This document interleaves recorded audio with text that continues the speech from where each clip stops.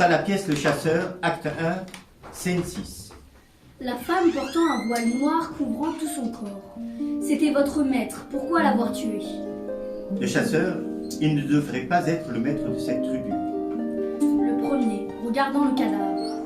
Ne reconnaissez-vous pas le profil de votre ami? Le chasseur secouant son épaule, trop tard pour le venger, avec méditation, que Dieu ait la miséricorde de cet homme. La femme en noir, un regard étincelant portant sur chaque visage. Qui est le meurtrier?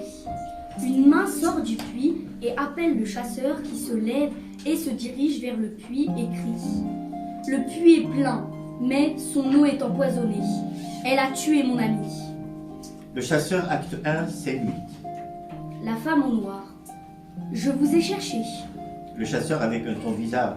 Je reconnais maintenant, et en face de vous, que j'ai égaré celui que je cherchais.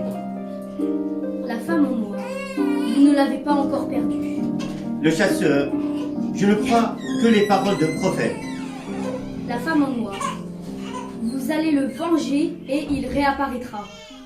Le chasseur, la mort détruit notre vie et transforme les souvenirs en ombres misérables qui ne tardent pas à pourrir comme ceux d'un geste nerveux, gibier.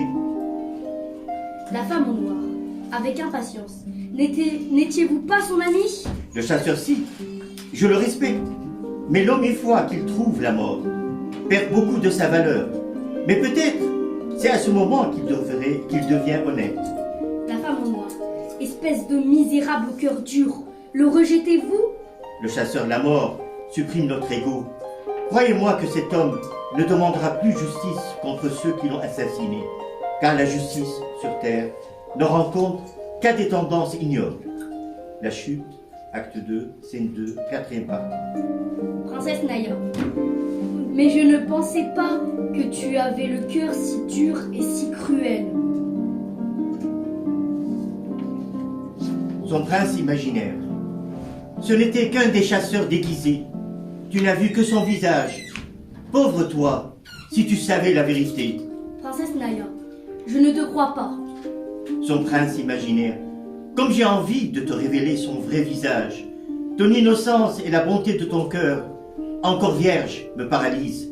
Un jour tu apprendras la vérité, comme je crains pour toi ce jour-là. L'hologramme. Quel est ce dialogue entre vous, Princesse Naya? Je ne vous comprends pas, mais je sais que tu as une belle âme et ce qui m'importe, c'est que tu vas m'aider à arriver à ma terre promise. Son prince imaginaire. Es-tu certaine que c'est la terre promise que tu veux atteindre? Tu risques de te tromper de chemin. Es-tu sûr? Je veux que tu sois plus logique et que tu ne suives pas ton cœur. Mais la princesse est complètement aveuglée. Elle ne pense qu'à sa terre promise. Dis, tu vas m'aider? Son prince imaginaire. Hélas, je ne pourrai pas venir à ton aide. Déjà tu m'as accusé d'être cruel. Tu doutes de mes intentions, ou bien tu me fais complètement confiance, ou je me retire le cœur brisé. Elle se demande, si le chemin que je veux suivre n'est pas le bon chemin, serais-je dupe? Son subconscient lui dit des cauchemars qu'elle renie, aussitôt apparus. Elle a toujours renié ses craintes, pensant que le monde est parfait et que les gens sont bons, et que tout l'univers est plein d'amour et de joie. Quelle innocence! Elle n'a plus de son aigle et son papillon. Mais où sont-ils? Et s'il y avait deux terres?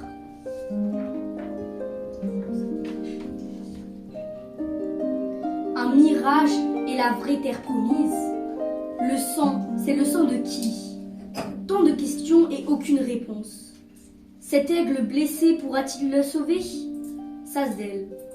Dis-moi, Amine, toi qui es un revenant de l'autre monde, tu dois bien savoir la vérité, le passé, le présent, le futur. Pour toi, ce sont qu'une seule et unique page du livre de la vie.